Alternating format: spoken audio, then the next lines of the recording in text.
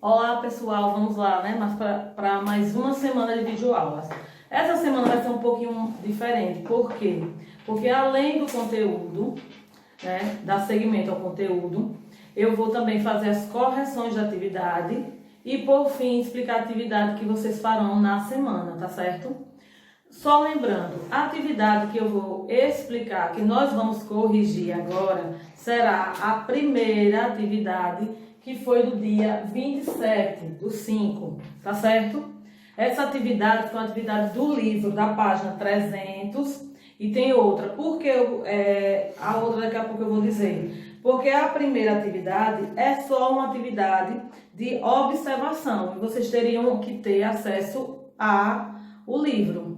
Porque a imagem trata, né? Foi logo no início do capítulo, com a saída da Rússia e a entrada dos Estados Unidos na guerra. Então, a primeira questão é essa aqui, olha, que tem a imagem dos dois soldados. Dá para vocês observarem, né? Mas vocês pegando também o módulo de vocês. Só lembrando, antes de vocês iniciarem as correções, é bom que vocês estejam com a atividade em mãos. No caso, quando eu coloco na plataforma que é atividade em folha, caso vocês tenham impresso ou não, mas coloque do lado as respostas, porque aí vocês vão confrontar com as que vocês colocou, né? É importante que vocês corrijam mesmo, porque não vai ter oportunidade de recorrigir lá no quadro, não. E possivelmente essas atividades vão ser usadas para avaliação, não sei como é que vai ficar, né? Então vamos lá, a primeira questão está perguntando que países foram representados no cartaz acima. Então, aqui está óbvio, né?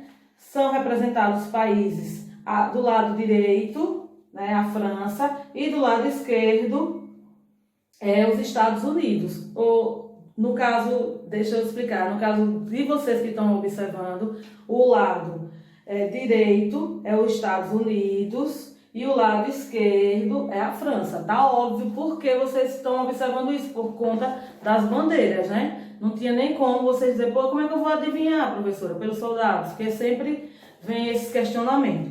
Então tá respondida a primeira questão. Na segunda questão, qual é a imagem transmitida por esse cartaz em relação à guerra? Vocês têm que observar o contexto, né? Eu não vou me adentrar não, porque vocês têm os vídeos, vocês podem observar. Então, o cartaz, ele transmite a mensagem de que a França e os Estados Unidos eram aliados durante a guerra. Até porque vocês observam que eles estão dando as mãos, né? Nenhum inimigo firma uma aliança dando as mãos. Então, tá óbvio. O cartaz diz isso, a aliança entre a França e os Estados Unidos. Então, tá correto, né? Eu acredito que todos responderam certo. Então, a primeira atividade, que é da página 300, está já corrigida. Vamos para a segunda atividade, que é a atividade da página 304. Na página 304, tem 5 questões. Nessa primeira questão, tá pedindo para que vocês escrevam um texto explicando como era o cotidiano dos soldados nas trincheiras durante a Primeira Guerra Mundial. O que é que vocês vão fazer? Ah, professora, eu não sei elaborar um texto. Gente, só vocês voltarem no livro de vocês, na página 298 e 299, que tem como era, olha, até mesmo ilustrado aí, com a ilustração de como era a vida deles nas trincheiras. O que é que vocês precisam entender sobre isso? Vocês vão colocar, escrever um texto que tem informações coerentes a respeito do cotidiano desses soldados nas trincheiras. Como era o cotidiano? Pegou essas 2 páginas e transcreveu. Agora organizado com um texto. Isso é que vocês vão ter que responder. Eu não vou me atentar em falar que lá as condições eram desumanas. Só vocês observarem e ponto, tá certo? Na segunda questão, o que é que motivou a entrada dos Estados Unidos e a do Brasil na Primeira Guerra Mundial? Vocês terão que marcar um X na alternativa correta. Então, a alternativa correta é o quadradinho do meio, né? Porque aqui não tá, eu até estou dizendo assim, porque muitos vão dizer, mas eu não sei não, que não tem A, B, C, não está organizado a questão em A, B e C. Tem um quadrado ao do meio. A resposta correta é do meio, porque se trata do ataque alemão às embarcações de ambos os países. Então, essa daí foi o que motivou a entrada dos Estados Unidos e a do Brasil. Depois desses ataques é que eles decidiram a entrada. Na terceira questão, quais impactos a Primeira Guerra Mundial gerou sobre o comportamento feminino na Europa? Gente, atente-se às perguntas, porque às vezes está perguntando uma coisa e vocês respondem outra. Nesse contexto aqui, é o comportamento das mulheres. O que foi que gerou, né, do comportamento? Então, vocês vão dizer, primeiro, com a grande mobilização de homens, né, em idades produtivas para a guerra, as mulheres assumiram diversos postos de trabalho, que antes esses postos eles não eram permitidos a partir daquele contingente de homens que, na verdade, aqueles homens eles eram empregados em algum tipo de atividade, aquela atividade ficou sem um emprego, sem um empregado, as mulheres ocupam, né? Acabam ocupando.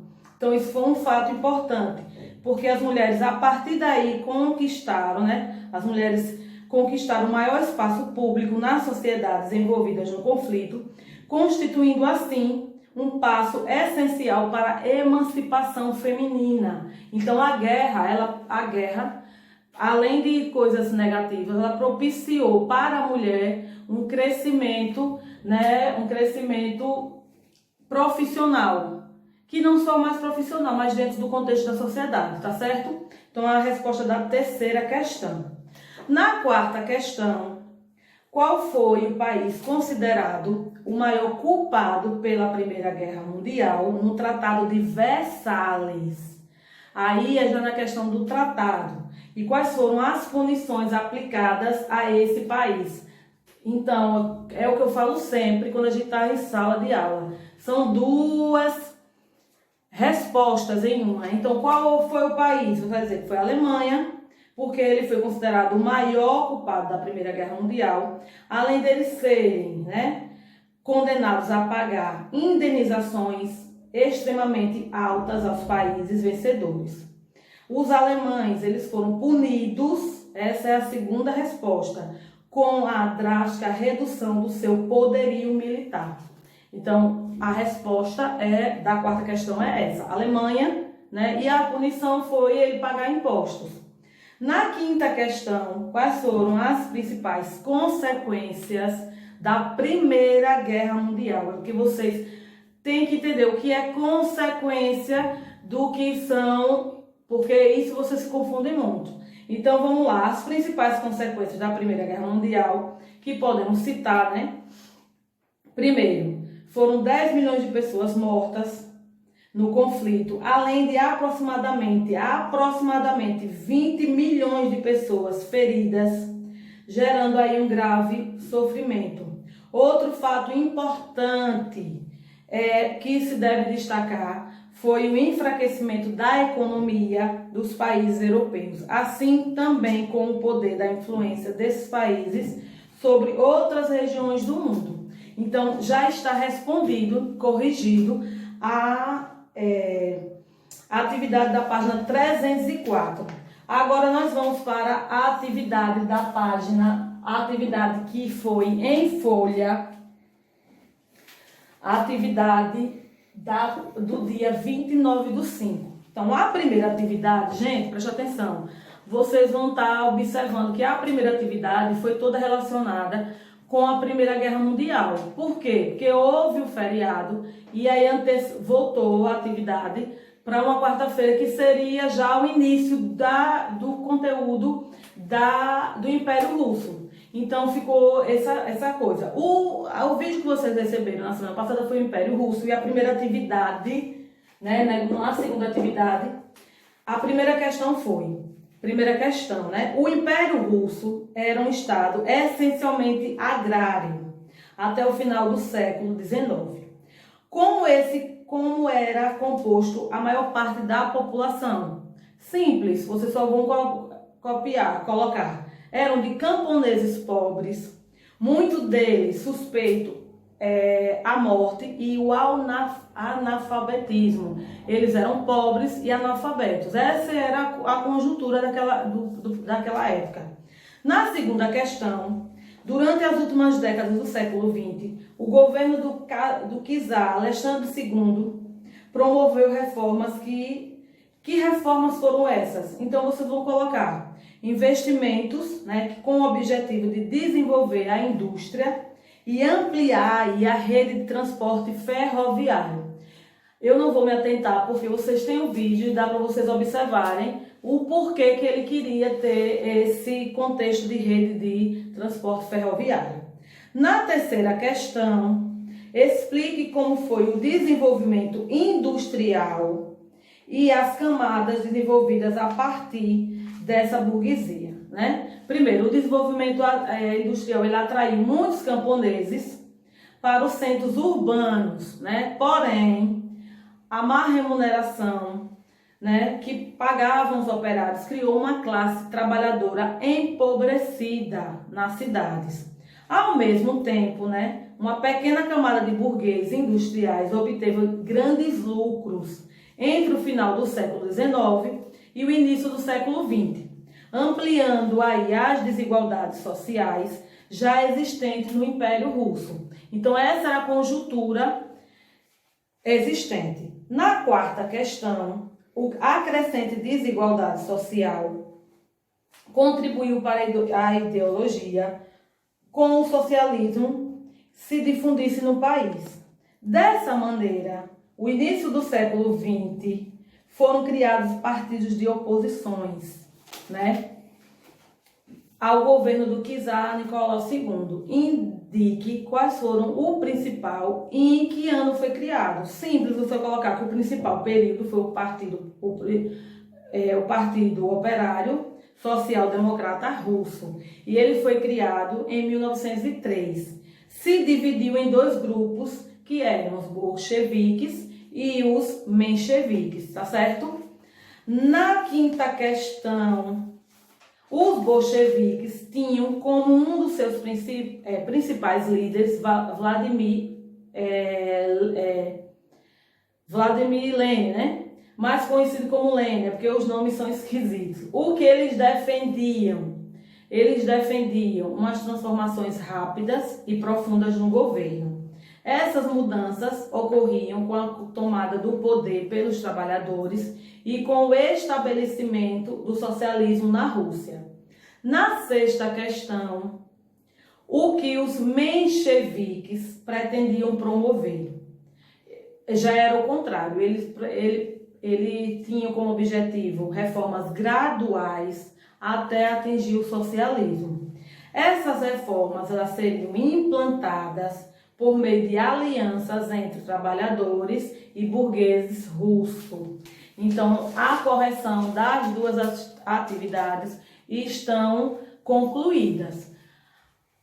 Façam a correção mesmo. E agora, ainda é a continuação do conteúdo. Eu vou acabar passando bem rápido, porque as duas últimas questões, as questões da atividade de sexta-feira, ela já diz muito também do início da Revolução, porque eu coloquei o Império Russo e entrei muito no contexto da Revolução Russa. Então vamos lá, né? Na Revolução Russa, o que vocês têm primeiro de destacar é a saída do czar do governo russo, que aí deu início ao governo provisório.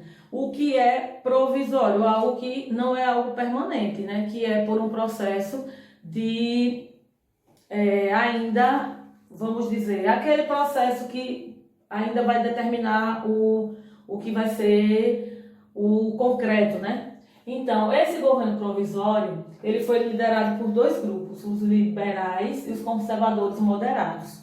Primeiro, eles começaram a diversas reformas, né? Dentro dessas reformas, eu coloquei as principais, que foram a liberdade de imprensa. Por que a gente diz nesse contexto de liberdade de imprensa? Porque era muito comum quem estava no poder tentar manobrar de acordo com o que a pessoa queria que fosse visto ou ouvido. Então, com essas reformas, houve essa liberdade de imprensa, né? Todo mundo tinha o direito, né, de se expressar. Também, atrelaçado a isso, veio a regulamentação da jornada de trabalho. Por que antes não tinha isso? Porque lembra que antes a Rússia, no início, era toda agrícola. Até então, ela era agrícola, mas quando ela passou a se tornar começar, né, a se tornar um país industrial, eles manteve também alguns aspectos que foram negativos. Entre eles, lembra, eu até terminei agora a questão falando que as pessoas começaram a ir para os centros industriais, mas começaram a viver em péssimas qualidades de trabalho. Então, essa regulamentação da jornada de trabalho foi um ponto também importante nessas reformas.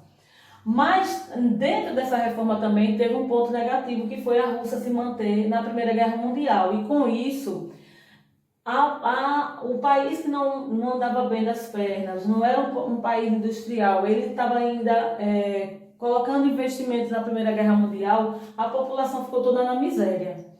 Esse governo provisório, ele não conseguiu controlar a reforma, que começou a reforma, que eu já vinha falando nos outros vídeos, que eu não vou me atentar muito. Então, ele não consegue controlar a reforma, e aí os bolcheviques organizam uma insurreição, ou seja, algo para se ressurgir, né? Para ver se controla. Nesse contexto aí aparece a figura de Lenin, que ele promove algumas mudanças, só que no início da década de 1924 ele acaba morrendo, né? Ele falece porque ele já estava vindo doente, e aí começa novamente acirrou mais ainda a disputa, né? Entra aí uma figura bastante importante que é Trotsky, que ele é um intelectual, né? Não só intelectual, mas ele é um líder político, que ele comanda aí o Exército Vermelho. O que é que ele defendia? Ele defendia algo revolucionário que deveria ser internacionalizado.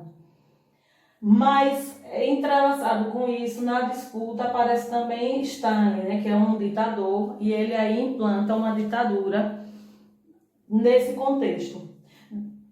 Essa ditadura ela é influenciada dentro do Partido Comunista, que ele acaba vencendo Trotsky, né? Expulsando aí ele do país em 1929. Nesse contexto, ele começa a enviar os militares, que eram chamados de gulags. Esses militares, eles acabam, em sua grande maioria, sendo dizimados, por conta de que os lugares que estavam em conflito não propiciou nenhum tipo de nem equipamento. Olha, para vocês terem a noção, não só equipamento, até a parte da questão de fardamento eles não tinham. E nesse período que eles estavam em guerra, eles estavam em um ambiente, né, num período muito frio, que na verdade ele só fez colocar esse exército, os gulags, todos foram, a maioria, dizimados. Eles nenhum retornaram por conta de todo o contexto que eles vivenciaram, não só má alimentação, estrutura, não tinha nenhum lugar para que eles ficassem, então eles ficaram num período que tinha um frio bastante intenso. Porque eu deixei esse conteúdo até no livro de vocês, vai estar exposto como a ditadura de Stalin. Por quê? Eu vou explicar a atividade, se eu for colocar os outros conteúdos ou os outros subtítulos, vocês não vão conseguir responder as atividades. Então só tem uma atividade. Eu vou vou dar uma explicação da atividade, que é a que vocês vão receber, que é dessa semana, que é a atividade 310 e a 315.